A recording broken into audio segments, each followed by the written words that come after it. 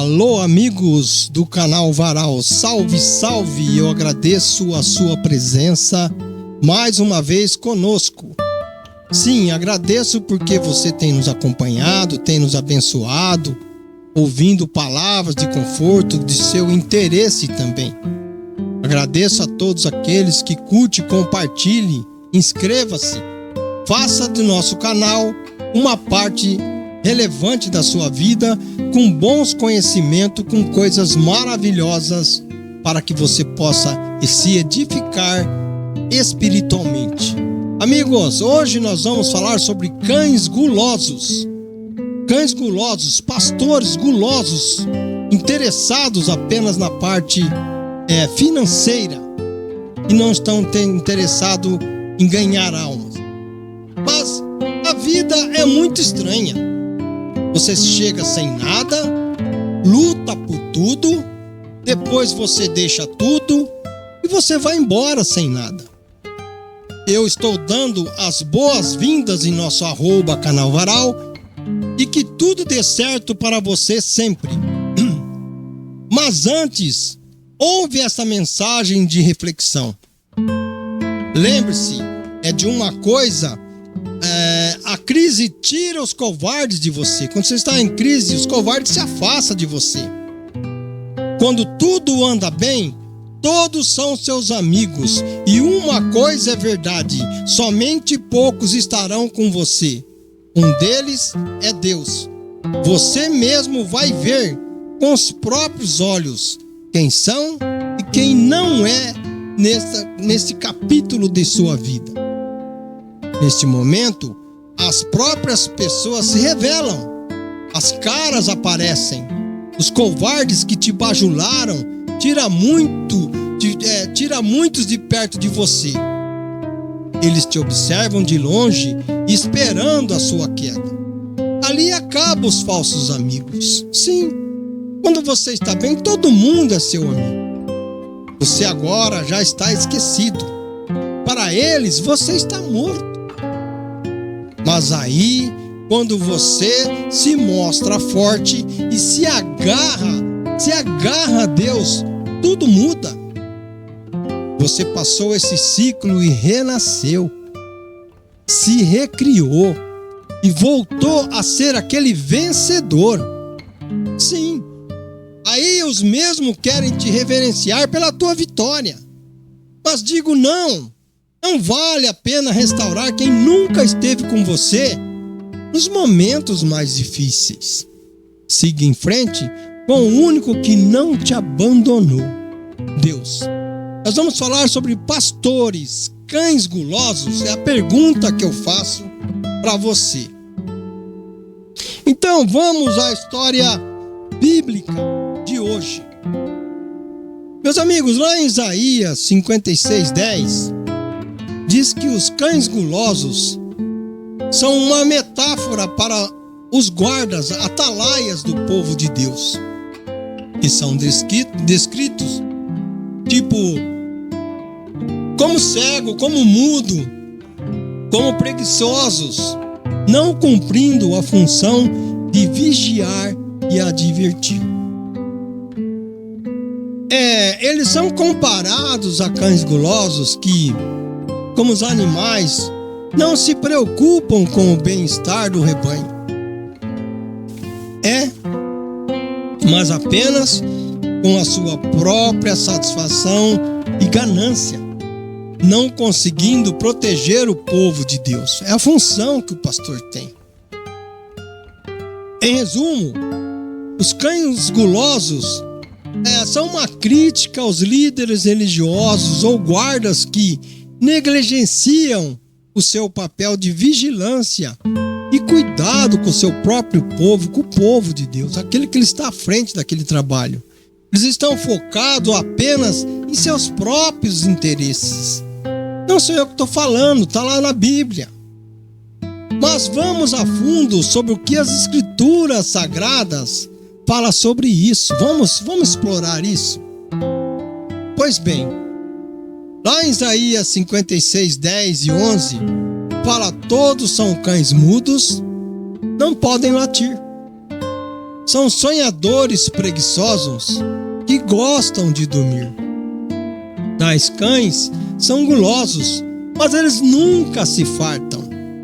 Mas como entendemos esses versículos? Como que nós vemos esses versículos? Nós entendemos que são pastores que nada compreendem. Todos seguem o seu próprio caminho, cada um para a sua própria ganância. Cada um só vai olhar para si. Mas nem todos, com ou sem exceção, existem aqueles que não pensam assim. Na cultura bíblica, o termo cães era frequentemente usado de forma figurativa para descrever as pessoas impuras, indignas ou más. É a grande verdade.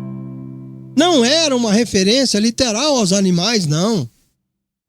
Mas uma metáfora que transmitia o quê? A desaprovação e o desprezo em relação a certos comportamentos ou características que aquelas pessoas têm. É diferente. Nesse capítulo de Isaías 56, em sua integridade, o que ela nos ensina? Ela nos ensina que é uma passagem bíblica que anuncia a salvação aos gentios, ou seja, aqueles que não pertencem ao povo de Israel.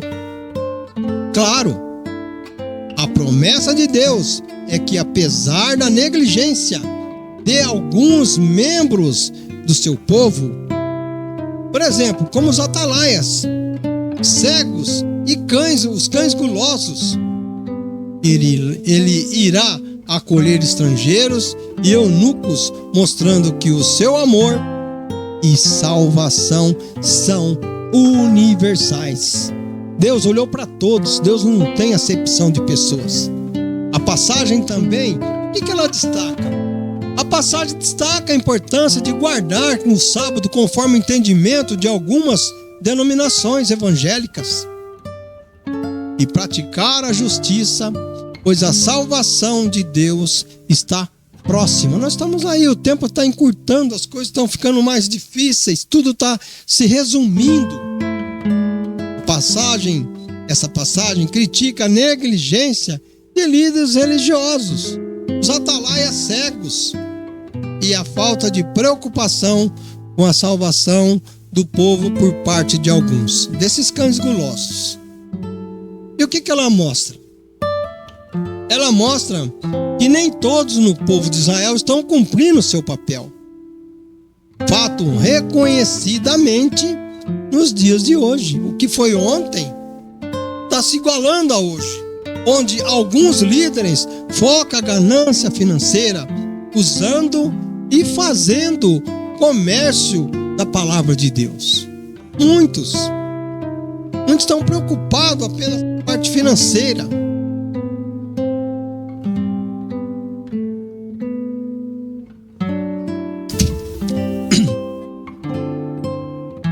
Agora, dentro do contexto bíblico, cães, o que é cães? É uma linguagem figurativa que representa pessoas com caráter ruim, impuras, ou que se opõem aos valores cristãos. Não estão preocupados. São pessoas que têm uma má índole, um caráter indefinido. E a Bíblia, ela deixa claro que esses grupos não terão lugar lá na Cidade Santa, não vai para o céu. Porque seus atos e caráter são incompatíveis com a santidade de Deus. Deus não quer isso. Deus quer o reconhecimento. Assim vemos que em Isaías 56, de 10 a 11, chama os cães gulosos a seu povo ao arrependimento. Deus fala, olha, você está fazendo as coisas erradas, se arrependa. Para tanto, vamos lembrar que a passagem bíblica que diz assim: aonde está o teu tesouro, ali também estará seu coração. Está lá em Mateus 6:21. É um provérbio que ensina que o que valorizamos e nos preocupamos, o que nos preocupa mais no dia a dia, revela a nossa verdadeira prioridade e o centro da nossa vida espiritual. Você não fica pensando, seu coração está na riqueza, riqueza, riqueza. A mensagem central é que, se o nosso principal tesouro é o dinheiro, é o poder, é a fama, é a aprovação dos outros, é o prazer e outras coisas mais, então o nosso coração estará voltado para esses objetivos, os nossos objetivos.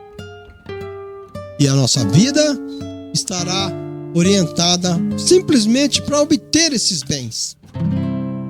Por outro lado, se o nosso tesouro é o relacionamento com Deus, com a fé, com a justiça, com a compaixão, sim, e a busca por um propósito muito maior, então nosso coração estará voltado para esses valores, diferente de quem olha para o dinheiro, olha para si.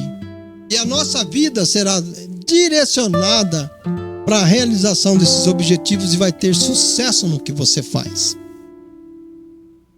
Lembramos que Jesus ensinou que se não se pode servir a Deus, não se pode servir a Deus e a mamão, que representa riquezas materiais ou bens mundanos. Porque a nossa preocupação, amigos, a nossa preocupação principal determinará a nossa devoção.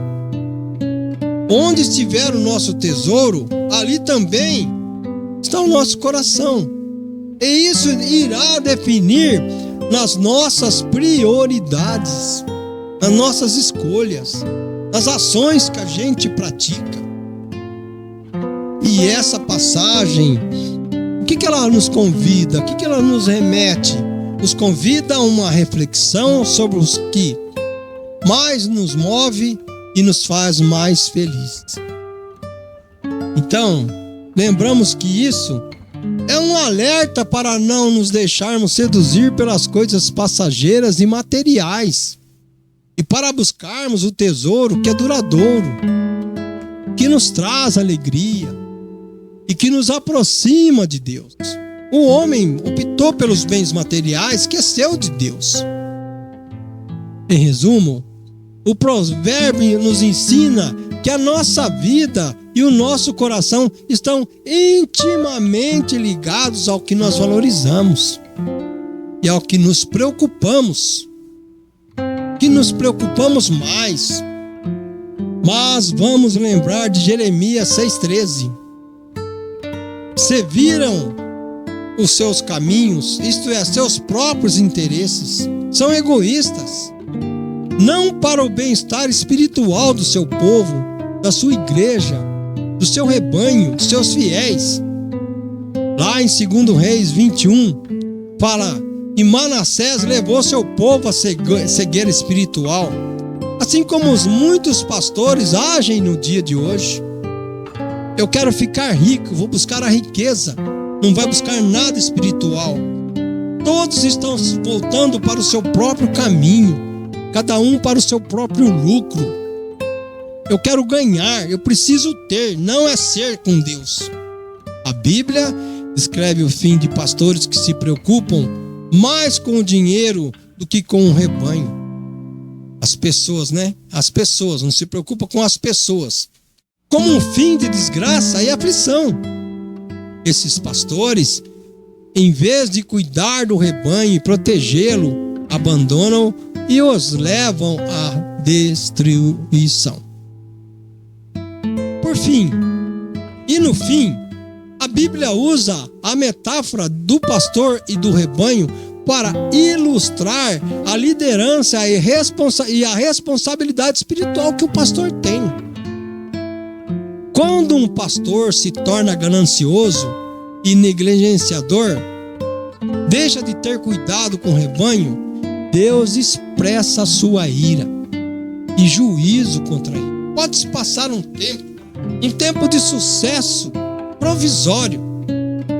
Tanto é que lá em Ezequiel 34:10, Deus promete castigar os pastores egoístas que não cuidam do rebanho. Assim, cuidam somente deles. Eu quero saber de mim.